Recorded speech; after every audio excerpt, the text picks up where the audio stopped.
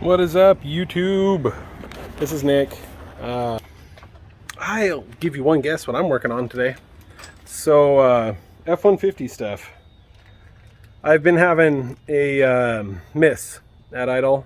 At idle, not so much in gear, and not so much like if there's a load at all. So say if the AC's on, it doesn't really exist. Just really, really minute. So we all know, if you know your F-150, you know that the plugs and the coil packs are super finicky. So I've replaced almost every single coil pack in here. Napa's who I use, so Denzo's is the brand that I go with them. I know a lot of people scream Motorcraft, but not me. Anyway, I had my spark plugs changed in this truck about 20,000 miles ago. Bought it at 120,000 miles. I've got like 160 right now. I think it was about 132,000 that I had my plugs done by a reputable shop that I trusted. Okay. I went through and chasing this misfire. Sorry, Dodge. I went through chasing this misfire, and I replaced a bunch of shit that I felt needed to be replaced. But I also spent a lot of money that I probably could have avoided if I would have went to a shop, but then would have ultimately replaced this stuff, you know, down the road 10, 20,000 miles or so. So mass airflow sensor, I replaced that. Like 70 bucks, wasn't bad. I decided to do a spark plug change. I'm like, you know what? Number one rule in mechanicking is don't trust anyone, I think, is what I heard on a video I watched the other day. Well, here's a great example why. I went through and did, I'm gonna switch you around, guys. I did cylinders. I'm gonna show you how to get to number 8 over here. So I did cylinders for, so passenger side of the truck is bank 2. First cylinders, which is right here, is 4, 5, 6, no, excuse me, 5, 6, 7, and 8's back there. All those have been replaced. They're not too bad to get to back here. Torque them down to 25 to 28 foot-pounds. Went and got me a handy dandy torque wrench from Harbor Freight. It's adjustable. A little hard to work with in here. You got to get your extensions right and everything. I also did number 1, 2, 3, but I didn't do 4 because 4 is a bitch to get through, right? Get to. So I'm sitting here looking at it today. Still, okay, so spark plugs, 7 spark plugs are changed. I've got 7 newer coil packs.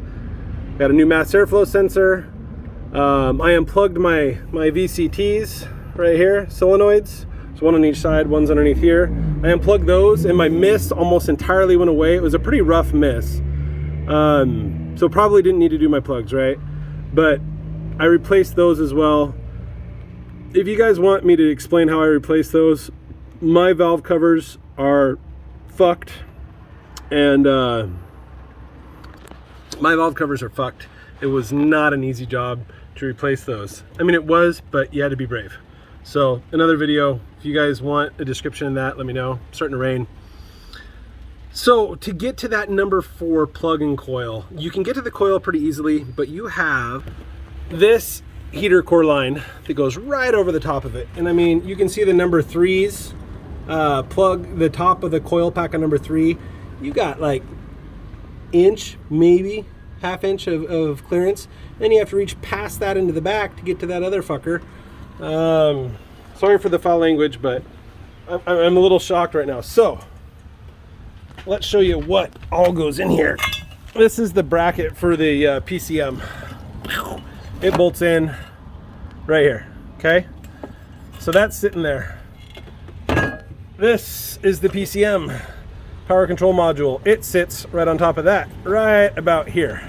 So you can see, you got a ton of room to get back to number 4 if you just pull those 2 things out. 3 10mm bolts holding the PCM into the bracket.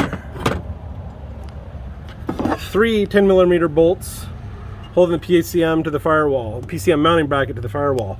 Once you got that out of there, I was really shocked at the amount of room you have.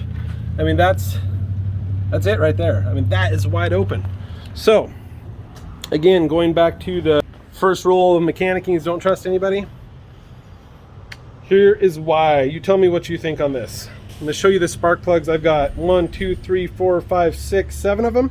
The 8th one, my son misplaced somewhere when we were playing around.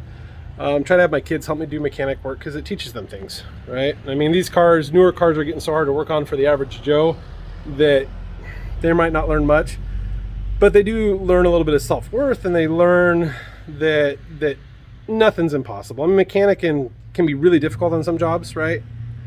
But it's still, it either goes together and comes apart or it doesn't. Anyway, so let's look at these plugs, guys. Enough with dad talk here. All right, see these? Look